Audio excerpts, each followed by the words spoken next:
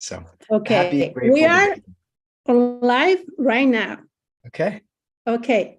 Fantastic. Hello, everyone. Welcome.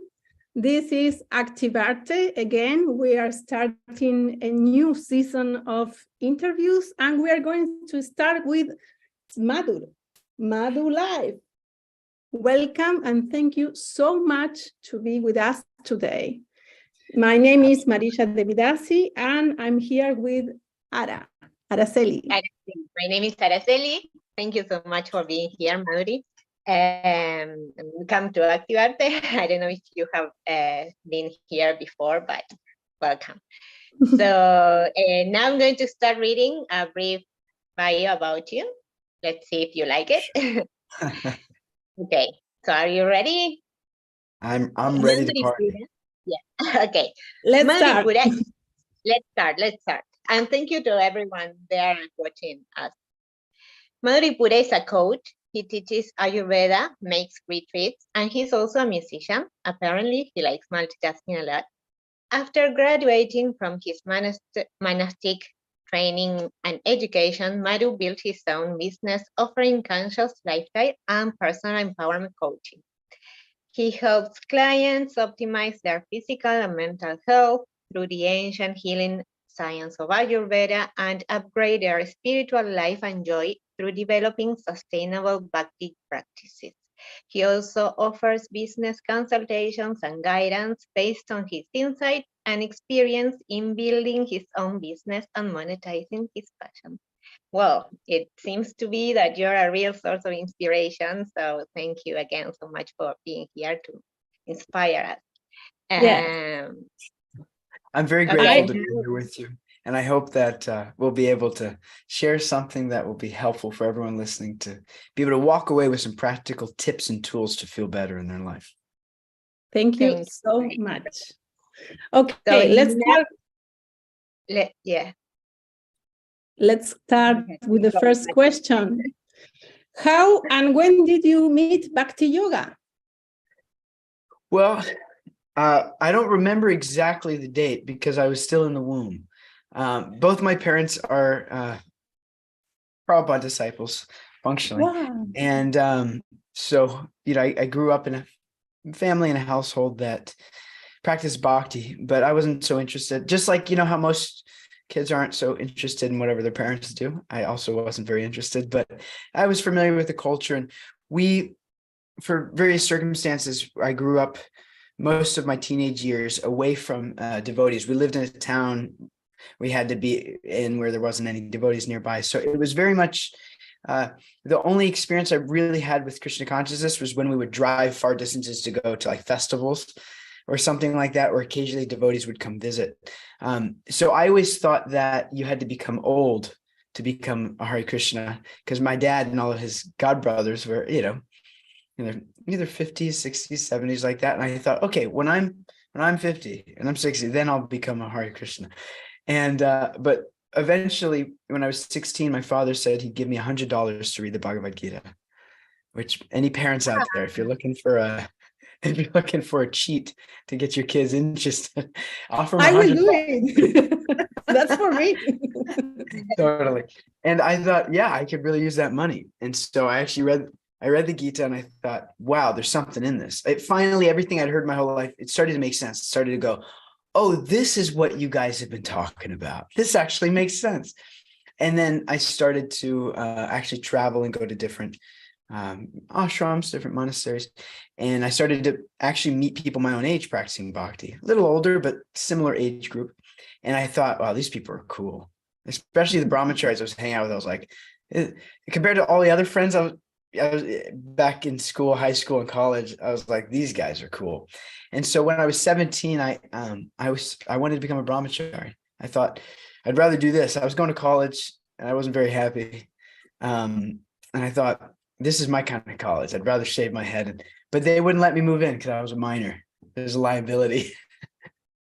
And so they said, so it was very good. And one of my great inspirations in life, whom, since both of you are from Argentina, hopefully you might have known His Holiness Gunu Grahi Maharaj, whom I spent a lot of time with when I was a kid. He would come visit, and he was friends with my father, and he was always so kind to me and so encouraging. And he was like a cool Hare Krishna growing up. And he was visiting, and I was 17. I was like, I want to become a brahmachari. And he would like encourage me, kind of challenge my ego in little ways. And he would say, I don't think you could do it. You should wake up every morning at home before college. You should do like a morning program first. And if you can do that for a few months, then maybe you become brahmachari. I said, I'll show you. I mean, it was a very loving exchange. Challenge you. Yes, he challenged. He said you can either become a brahmachari or keep being a mamachari, living at home. And so I was very encouraged. I'm How old are 27. you now? I'm 27 now. And so this Been was like 10 years ago. years, Yeah, 10 years ago. And he and he challenged me, and I did it. And so every morning I woke up in Brahma Muhurta and did a whole morning program myself. And then like that on my 18th birthday is when I moved into the ashram and became a full-blown Hare Wow. Krishna. The full title. Something like that. Great. Okay, great. Thank you. Okay, so now, well, we all know that music is one of the most powerful languages in the world. So, and you're a musician, so we would like to know what music means to you. What an interesting question. Growing up, I studied music, piano and vocals, classical arts and music. And, you know, I've always found music to be a very interesting way to communicate, because even they call music a type of language. Learning music theory growing up, it's often referred to like as if you were learning any other language, whatever the case might be. And so what I always found unique about music is it's a unique opportunity to communicate in a way that isn't so bound by logical structures. Like in language and linguists, there is a very particular way we have to put, the spelling is there, the grammar's there, you know, there has to be punctuation, and there's a particular form, whereas in music you have a different way to communicate and express what you're feeling. And so, I mean, it's such a loaded question. What does music mean to me? But what I would say is that music is a form of art and communication to express that which words can't always do on their own. And then when you take music as like a vehicle to deliver the words, or I mean, it could just be instrumental, but like when you use music as the vehicle to deliver the words, you can now combine a type of logical understanding with a type of emotional experience and expression, which is why I found once I really got into kirtan as a 16, 17 years old, I went, now this is cool, because now you're taking music, which gives the opportunity for somebody to actually get into it and get some rhythm, get some movement, and then you add some transcendental sound on top of that so that it can actually be delivered to the mind, and the mind doesn't just reject it. And so that's why I've always found music to be such a fascinating science and technique that anyone can learn, because it's pretty straightforward. You can learn a little bit basics of music, and once you learn the fundamentals of music theory, you learn a new form of communication and expressing yourself in a way that doesn't have to be so linear, if that makes sense. Yes. Where totally. it is where words fail, music speaks. I think that's the point. Well, thank you. Of course. And it's a way to express our love to Krishna. So yeah, it makes totally sense. Okay, next one. What does spirituality means to you? Well, I tend to be a stickler for trying to use objective terminology. It's trying to create some type of standard acceptable understandings of terms, because something like spirituality, if you ask 1,000 people what spirituality means, you probably get about 1,000 different answers, something like that.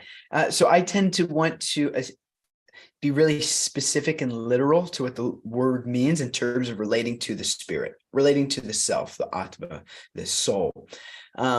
spirituality means doing practices, activities, experiences that are in relation to the nature of the self or the soul, which is eternal, blissful, full of knowledge. And so usually, I mean, this is a very blanket term, but usually when we're talking about spirituality, we're referring to whatever is nourishing oneself on the level of the soul, as opposed to on a material level. Just like everyone, we're talking about music, everyone loves music. No one in the world says, I don't like, they might like different types of music, but everyone likes music. And someone will hear a song on the radio or something, and they'll go, wow, I love this song. And then they'll listen to the next day, I love this song. And every day they'll listen to the song. And then after like 2 weeks, they hear the song and they're like, yeah, okay, the song's okay. And after a month, they never want to hear it again because they've heard it too many times. That's material sound. That which is material sound, the more the mind chews on it, the staler it becomes. It loses taste. Whereas spiritual sound and spirituality, the more that you chew on it, the sweeter it becomes, actually. It's something because it's resonant with the nature of the self or the soul. And so typically I encourage the perception of spirituality to be whatever's nourishing on the level of the soul. Now, for someone who's new, I'd probably say something along the lines of that, or maybe a little bit more nuanced too. It's whatever helps you understand the soul, understand your real nature yourself. But that's typically how I look at and explain spirituality generally. Thank you. Awesome. Right. Yes. I think the same. Every time you have your japa in your hand, you want to chant more, I think. And that's if you're doing it right. If you're doing it right. Yes. Can you give us an advice to make it right? Sorry. Yeah, absolutely. So the main thing is every person wants relationships. Every single individual in the world desires relationships. Even people who are loners, isolated, still, whether it's conscious or not, everyone wants relationships. Even if people don't want relationships with humans, they want relationships with animals. And or everyone wants relationships. It is a fundamental truth. The goal of everyone's life practically is to surround themselves with other entities, sentient beings that want to love and care and interact with them. So in the same way as one must spend quality time with another individual in order to learn that person and understand that person, in order to grow gratitude for that person so that you want to serve that person. In that same way, when we're spending time with our japa, with chanting, when we're chanting God's names, because the names are non-different, nature of the unlimited is unlimited. The nature of the absolute is absolute. The nature of the supreme is supreme. So when we're chanting these unlimited, absolute names of Krishna, of divinity, we're associating directly with God through his names and her names, Hare Krishna. We're associating directly with God, with divinity. And so to the extent that we could spend some quality time where we're actually having a conversation of sorts, where we're actually calling out, just like I would, I always like to say, it's like a phone. Your job is kind of like a phone. You're like, hey, how you doing? You're ringing up. You're ringing up the OG and saying, hey, I'd like to spend a little time with you. I'd like to get to know you better. I'd like to show you who I am. I'd like to, give you my full attention. Just like anyone in a relationship, good luck. If you're not paying attention, it's not going to work. Like if you're talking to me and I just, yes, we're not going to have a very good conversation. No. So you sit and you simply give your attention just like you would to anyone that you want to cultivate a relationship with. And I think that for anyone that's not yet at a place where chanting japa really makes sense, where they're like, yeah, every day I got to sit down and like really try to give some attention, is really consider it in that way. You're just developing a relationship. You're saying, hey, for so long I haven't called you. Kind of like maybe someone has a family member like that, an aunt or grandma or whatever, that they don't call. And then when they call, it's like, hey, I know I haven't called in a long time, but like, I really want to reconnect and hear how things are going. Yeah. It's the same way. For so long, we haven't been paying attention to turning towards divinity. So chanting japa is just an opportunity to sit and actually say, hey, I'd like to give you my attention. I know you're giving me your attention. And if I'm willing to be receptive to that. And so please just, have that meditation to really sit with and give your attention to cultivating a real relationship with divinity. That's typically how I like to suggest it. Thank you so much for that advice. Thank you, thank you. Beautiful answer. Thank you. Okay, next. Okay, now thinking about what's to come, what are your plans for your future? Interesting question. You guys, these are good questions. I appreciate them. So over the course of the next several years, I'll give you the big vision, and then I'll let you know maybe what that breaks down to is somewhat similar to what Krishna West has been so successful at doing, of creating types of practical and accessible oases for people who are interested in spiritual life to come together and do practices that, again, are practical and accessible and palatable. My grand vision is we're already doing that online now. We're connecting with many individuals where we're trying to give them opportunities to, again, practically and accessibly access spiritual life. Not just like try to look at some ideal that's like, what even does that mean? And how will I ever get there? No, it's like, all right, what is a good next step for you to advance in your spiritual life and trying to give people those practices? The ultimate goal is to create these types of satellites or these types of what I foresee as wellness centers of sorts, where people come together and, they could do all kinds of practices from yoga and meditation and martial arts even, and whatever it might be. It's a space for that. But ultimately, there's some sense of, there's a temple essence. There's some focal point where you can actually come together and say, okay, let's chant some of God's names. Let's read some sacred literature, and let's actually go deep. And the ultimate goal is to provide these types of sanctuaries, these types of oases all over the place, at least starting here in Southern California, but eventually, hopefully that'll expand. But these types of centers where people can come together. And I found that these yoga studios, wellness centers, are somewhat like modern day temples. Most people nowadays, at least people in my age group, in terms of like millennials or younger, we typically don't want to go to places of worship for whatever reason. And there's different reasons for that, but without getting into that, it's like going to places of worship could be very like, oh, I gotta go. Whereas people now look to spirituality from these types of yoga studios, wellness spaces, these type meditation halls like that.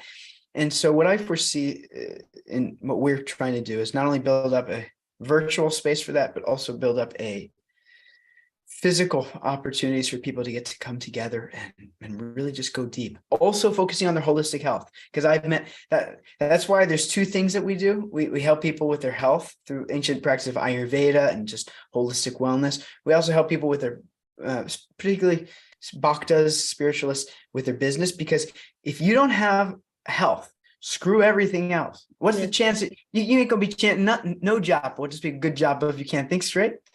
It's like you gotta focus on health, and then also you gotta figure out some way to monetize what you love to do. If you're working like a hog and a dog, and you're just like your health is being diminished, your spiritual practice is being diminished, that's not sustainable. Let's find a way to like make you making something where you can sustain. So that's why we focus on teaching people these two things, because centers like what I'm referring to is you come together and let's get you feeling better. Because if you can't feel good, you can't think good, you can't chant good. You got to get the health in order. And then you got to figure out how to make enough to be able to afford some good ingredients, afford some time to give a little bit of charity, take care of a couple cows or two, something like that. And so anyway, there's so much more I can say, but these are the types of directions that we're moving in. Yeah. That's very good. Very good.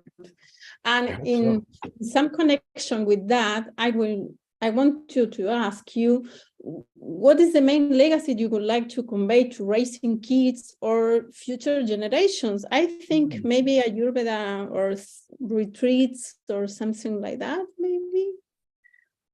I like to break it down into 4 categories.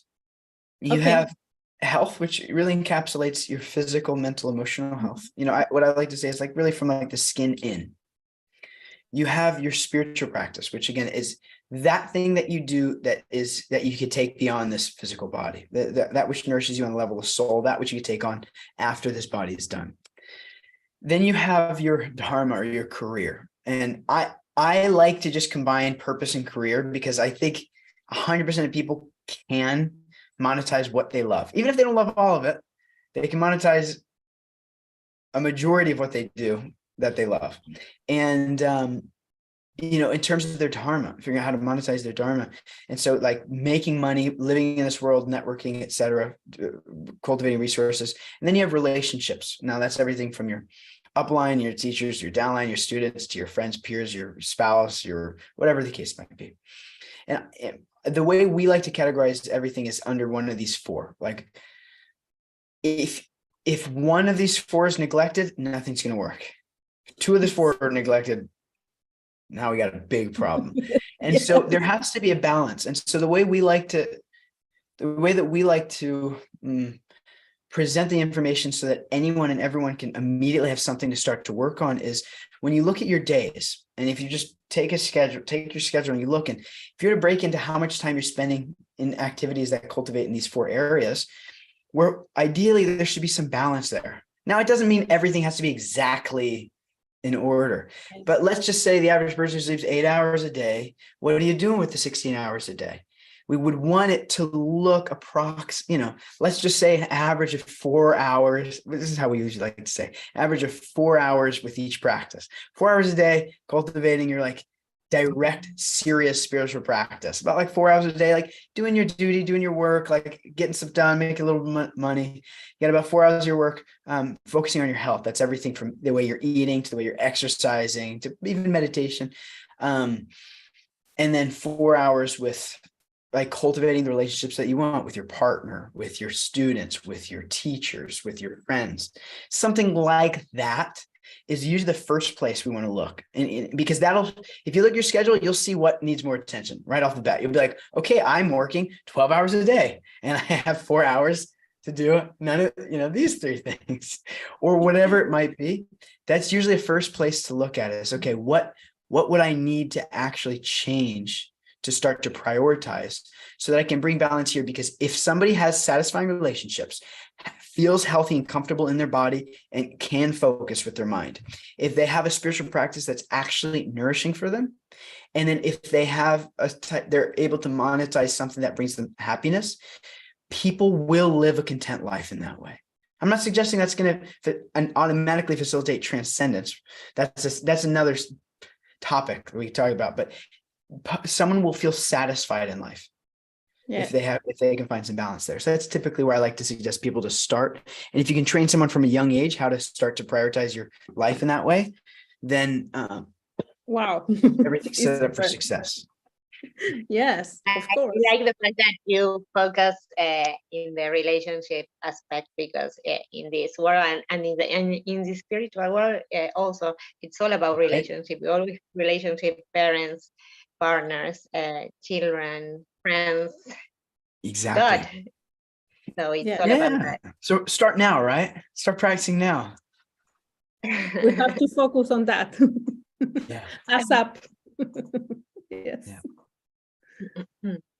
Okay, so we have some more questions. Hopefully you're not getting too tired. I love questions. As my teacher says, questions are the answer. The only way you could really get to the bottom of life anyway is by asking questions. And I love the questions you guys are asking. And I'm hoping that everyone listening can even ask themselves these questions for a type of introspection and reflection. And I'm super grateful to be here with you both and everyone else that's joining us here to go deep. And I feel very honored to be able to even answer these great questions that you guys are asking. So please proceed. Okay. So this is, I don't know if it's easy or it seems to be easy, but maybe it's not that easy. What does happiness mean to you? It's simple, let's say. I think it's a tricky one. Yeah, a simple question with a complex answer, maybe. Well, I any day of the week, you might ask me these questions. I might give you somewhat of a different answer, but I'll just follow the inspiration of what's coming now. When I think of happiness, and I think it's important to really define terms here, because the way I'm going to answer this is not in terms of something that brings me a few moments of joy, which I think is important. Everyone has to do a couple of things that bring some type of temporary happiness. It happens, you get like a dopamine hit and you go, yeah, this is great. A little serotonin, you're like, yeah, I like this. I think that's important. But what I'm going to answer in terms of how do I understand happiness to be not something that just comes and goes, but something that is stable in one's life, that one can come back to no matter what one's feeling, and kind of plug in to experience a sense of satisfaction. So even more than happiness, I might call it a type of like blissful satisfaction, something that someone can always go back to in their life. And then when they touch that thing, they go, oh, life's going to be a little bit better. And what I would say is, and maybe it's even cliche in the devotee community, but one must have at least a small group of like-minded devotees, association, that one can spend consistent time with throughout one's days, weeks, months, life. If someone can find a group, and it doesn't have to be a big group, it could be just a few, all it takes is a few cool Hari bowlers that one can spend some quality time with regularly, that actually care about them, that actually see the best in them, that are willing to not just tell them all the things they like about you, but also tell the things that room for improvement and, you know, constructive criticism. And if one can simply find some like-minded association that they can consistently be in touch with, then what will happen inevitably is one will find a sense of, yeah, you could say happiness, or it's really like a sense of satisfaction and purpose. Whereas they'll know that there's going to be people that they can always go back to, that'll always accept them, that'll never reject them, that'll always hold space, that'll always share love and share care. Which is why I believe that in the 9-step process of bhakti, the second step is sadhu sangha. Once you gain a little taste of faith, then you get right into sadhu sangha, association with those who are real spiritualists, which means they care about you, which means they have more compassion for you than you're probably even aware of. And if you can spend this quality time with these types of individuals and small groups of people, ideally same page, but ideally even a little bit more advanced than us, then what will happen is no matter what one's going through in life, one can go back to this group, this 1, 2, 3, 5 people, whoever it is, and extract some nourishment, extract something to help them make sense of why it's important to keep going. Because otherwise we become very discouraged in this world. And if you want a reason to complain, all you got to do is open your eyes in the material world. There's plenty of reasons to complain, plenty of reasons to whine about. At least I want to whine about them. And if you have some people that can keep you afloat, that you can come back to and connect with, then no matter what happens in life, you're ultimately going to be okay. Because even when the health isn't there, you go back to them. Okay, you got support. Like when you're sick, they're going to help take care of you. When you're struggling in your spiritual practice, they're going to encourage you. What do you need? I'm going to come together. Why don't we read this? Just pick up your phone. Let me check out this verse I just read today. When your career is struggling and you're like, you need some help, I got you. You need what do you need? You need this, that, or the other. You want me to bring you something, whatever the case might be. When you're again, inevitably with relationships, they'll say, what's going on in this relationship? What's going on in that relationship? And they check in, and it's a type of essential support system, team.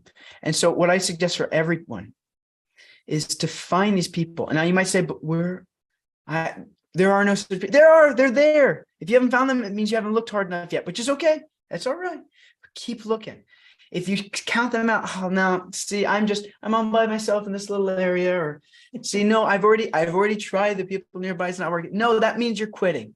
That means you are the only thing in your way to actually finding a sense of connection and happiness, because those people are available, and Krishna makes miracles happen on a consistent basis. Even if somebody doesn't exist there, all you have to do is be willing. Krishna, please send support systems, some like-minded devotees I can connect with. And as if magically, he'll just boom, manifest in your life. Oh, where did they come from? Krishna's going to send. And so that when I'm talking about happiness, that's usually what I'm going to refer to. Yeah. Okay. So we can say that sadhu sangha is the key to happiness. Maybe, perhaps. Yeah, no? I like that. I like that a lot. And even more specific is, like-minded. I always like to give that caveat. It's like, it has to be like-minded, because you can get with sadhus. I mean, I've met a lot of sadhus in my life, and some of them I'm like, wow, this is amazing. Sometimes I'm like, I'm going to respect you from a distance. But maybe, yes.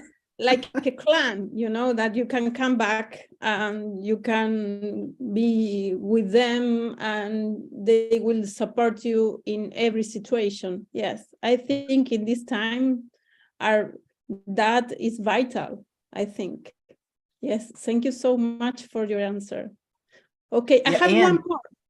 And I'll just say too, and virtual. The cool thing too is nowadays we can do things virtually. We don't even have to. Yes, If you're like there's no one in yes. person, great.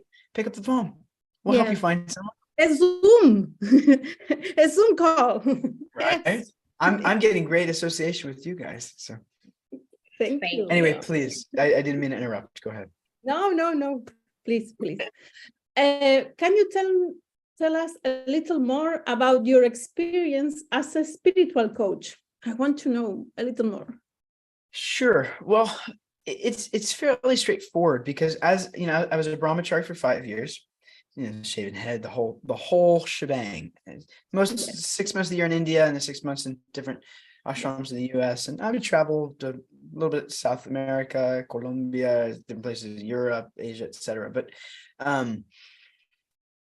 when I graduated the brahmachari ashram, I remember I was sitting with my spiritual master, my teacher, and he just kind of with a smirk, he says, "So what's next?"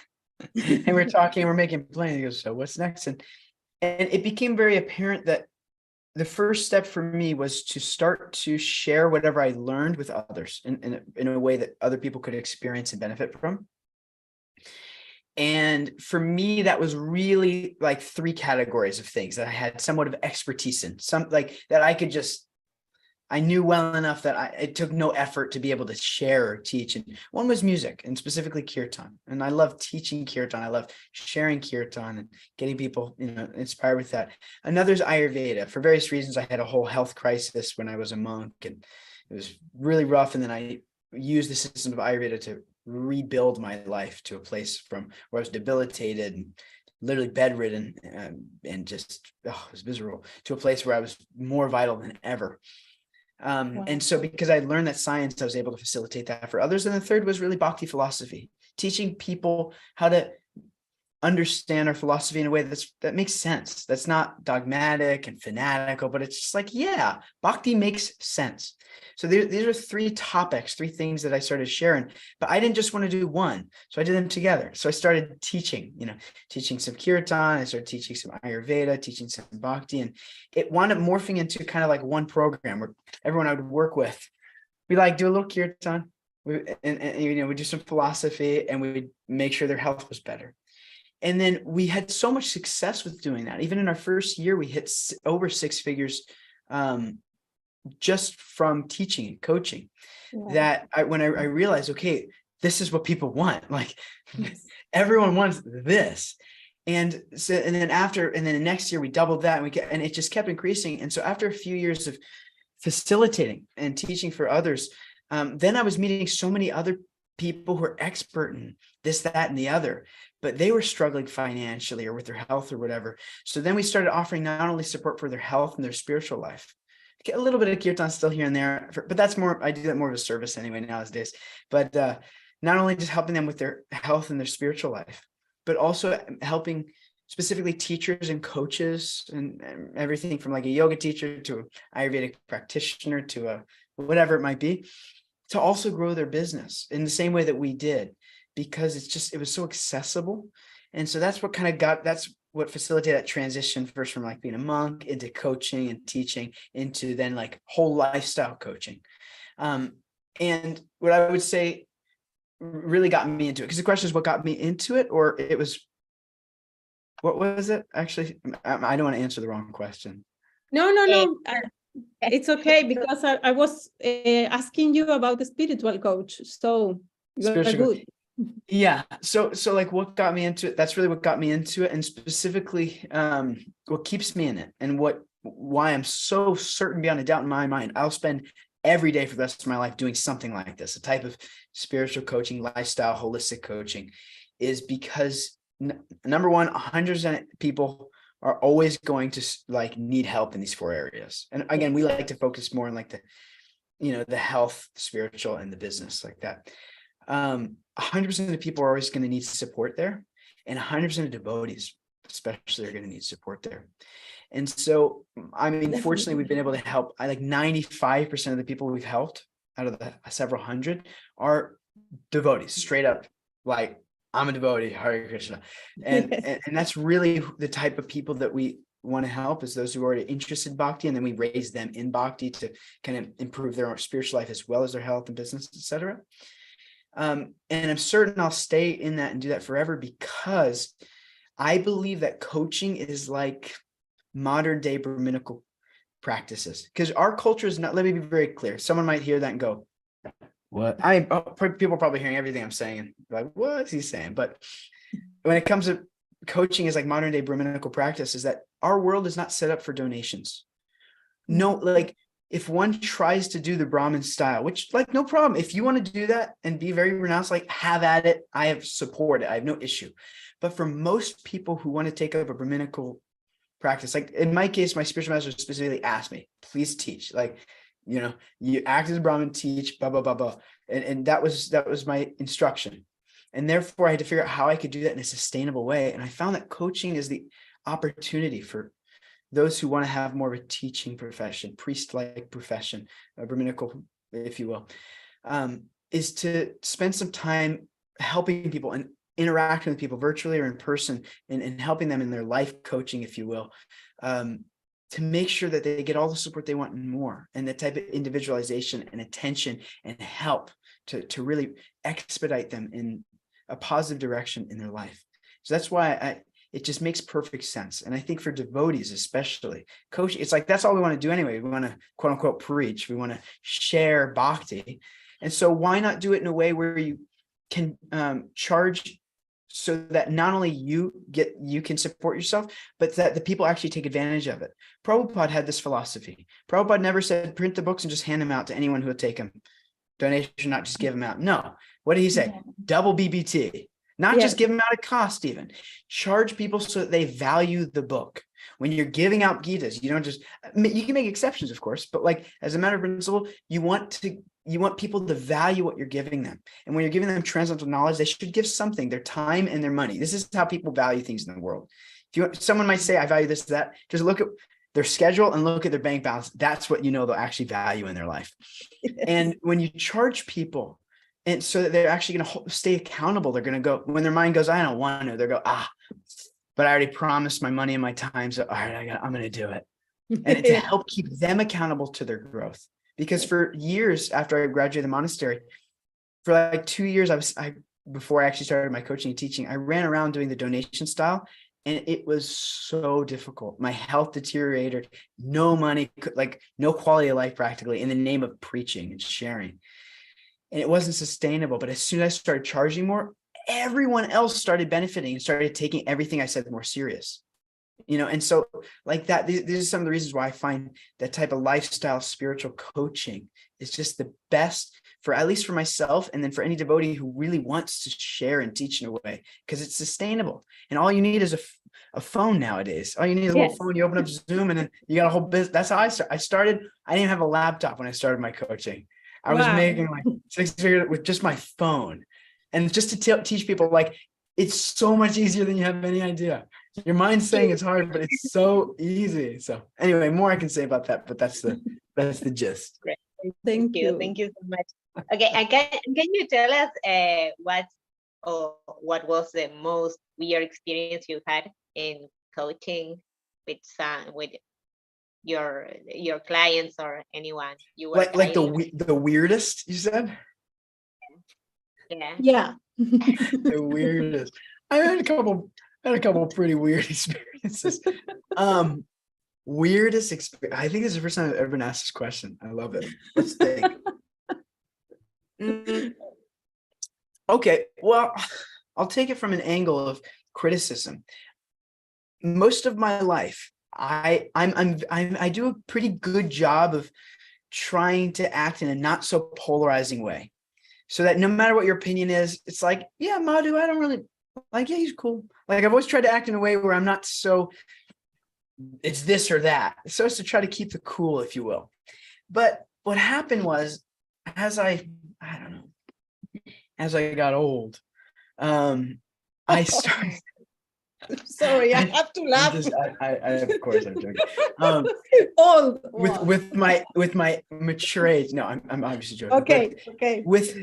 with age and experience, I started to realize that the more of an opinion you have, the more opposition you'll get. As soon as you say this is what I believe, then you got a bunch of people say, oh, see, but he's wrong. But what happens then, you get a bunch of people that agree, that now support that idea. And so what I found was that I started to actually have an opinion and speak very openly. Like everything I'm saying here, this is quite unusual for devotees to be like, yeah, let's make some money. Let's like focus on your health. Like, even if it means like taking a little tension away from your sadhana temporarily to get your health. Like, these are some things that, I mean, in my brain, they're just commonsensical, but like in the devotee community, it's like, well, or like little things that are contrarian. Yes. And as I started to kind of share and preach these, I get a lot of backlash. Not a ton, but like a lot of backlash. Oh my God, talking about money. You're talking about this, or even relationships, like talking openly about like I'm a big fan of premarital counseling. Like you don't just meet someone and you're like, well, hi, nice to meet you. Would you like to get married? Okay, cool.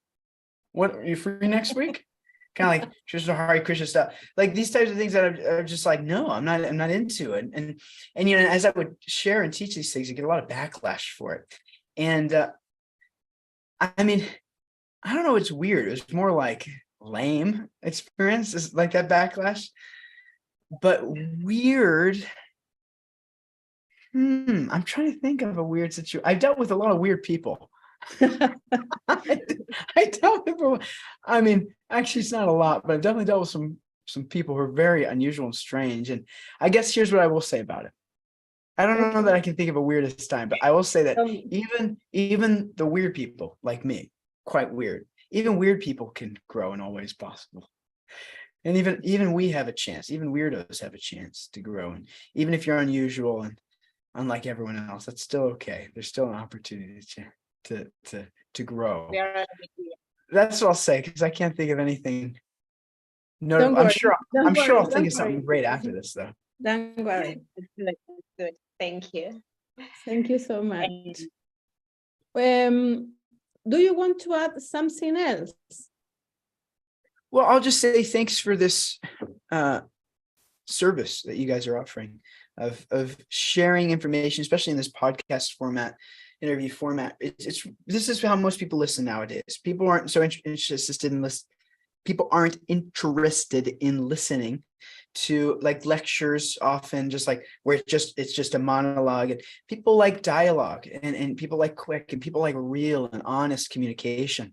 And so I'm just really grateful for you both and the team for creating platforms where this type of honest dialogue can happen, so that us normal folks listening can actually learn something, but in a digestible way, and get some inspiration and get some knowledge in a way that will actually benefit us and make our life a little bit easier. So that's the main thing I'd like to share, is just gratitude and appreciation for you for doing that consistently, and also letting me offer a little bit of service and hopefully sharing a couple of things that might.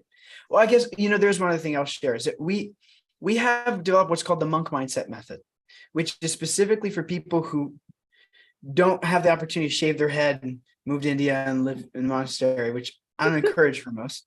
What I did is I took all the best that I learned for a half a decade of spending time in the monastery and learning everything I did, and kind of consolidated some of the most essential practices in a way so that somebody could really achieve a stress-free, happy, joyful, productive life, which I feel like we have developed. Somehow or other, Krishna's blessed us to be able to develop that, I think, so that we can help share it with others.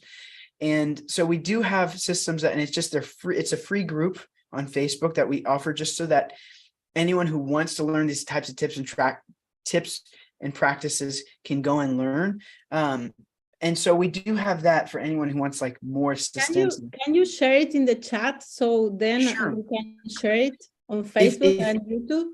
Yeah, maybe Absolutely. you can name your Instagram profile. You can put it here, so then Absolutely. we can share it. Well, And I have an idea. This is off the record. Of course, we are alone. We are the three alone. So maybe can we finish this interview with a kirtan? What do you think? Absolutely, we can. I wouldn't have it any other way. And what I did is I just I'll put it in, but Yes. if anyone just looks up on Facebook, Monk Mindset Mastery, you'll see it's Monk Mindset Mastery with Madhu. I have Again, it. my name's Madhu, like don't touch Madhu, easy way to remember it. And you guys can join our free group there, and we'll, you know, I give will. you some. I will. You will see me. Yes, of Great. course.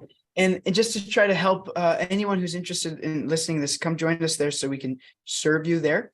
And if you want to stay in touch on you can look up on any platform, madhu.life, MADHU, like mad who, madhu.life, madhu.life on all Instagram, LinkedIn. I know. YouTube. I did it. I'm a proof of that. I did it. They're already following you. So if you You're want to great. You're communicate with him, you Yeah, can let's do it. party for a minute. Should we do? Yes. I'm gonna do Okay. piano just because it's right here, so that we don't have Wow. to. Really? I don't know how the guitar is tuned. So, how long should we jam for? 2 minutes? 4 Eh, minutes? You tell me. Whatever you want. We'll just do a few minutes. Yeah. Okay. But what we'll do is, for the sake of Zoom, is I may ask the two of you, wonderful Mute. souls, just to mute. Yes. Yeah, just so that, because sometimes there'll be a little feedback for everyone on the stream. But everyone that's listening, you have one job and one job only, and that is to please sing with your full attention. Please sing with your full attention, because we're only going to do it for a minute or two.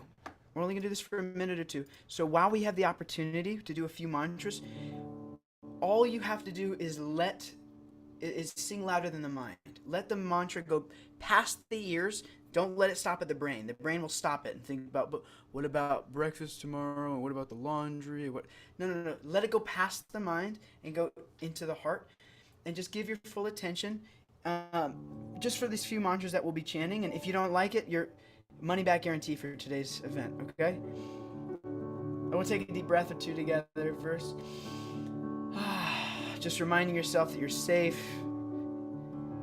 You're allowed to be fully present, and please sing very loud. Please sing louder than the mind. One more deep breath in and out. We'll just chant one invocation. If you know it, you can chant with us.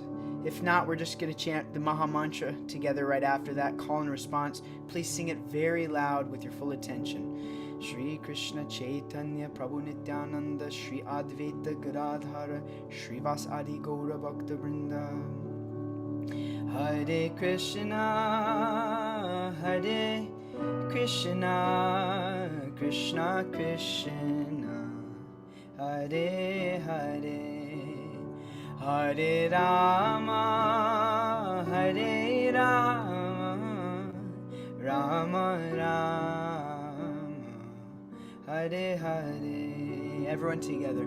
Hare Krishna, Hare Krishna, Krishna Krishna, Hare Hare, Hare Rama, Hare Rama, Rama Rama, Hare Hare, Hare Krishna, Hare Krishna, Krishna Krishna, Hare Hare, Hare Rama, Hare Rama, Rama Rama, Hare Hare. Nice and loud.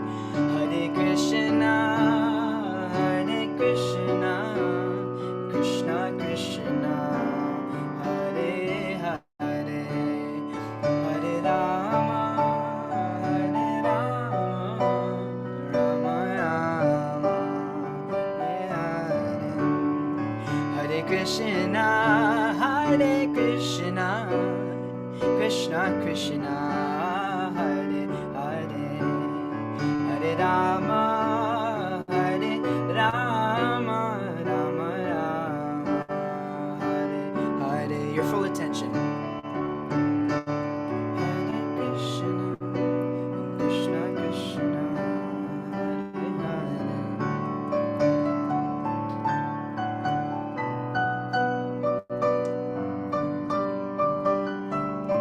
Hare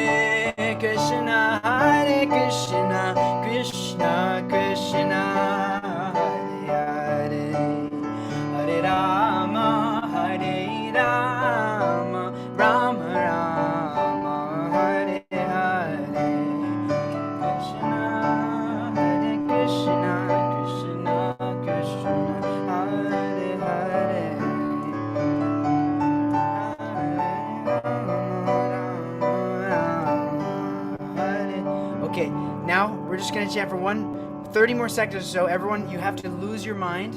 And please go crazy, please clap, please sing very loud, louder than the mind. Hare Krishna, Krishna Krishna, Hare Hare, Hare Rama, Rama Rama, Hare Hare, Hare Krishna, Krishna Krishna, Hare Hare, Hare Rama, Rama Rama. Hare Krishna, Krishna Krishna, Hare Hare, Hare Rama, Rama Rama. Really loud, really loud. Krishna, Krishna Krishna, Hare Hare, Hare Rama, Rama. Hare Krishna, Krishna Krishna, Hare Hare, Hare Rama, Rama Rama, Hare Hare. Hare Krishna, Krishna Krishna, Hare Hare, Hare Rama, Rama Rama, Hare Hare.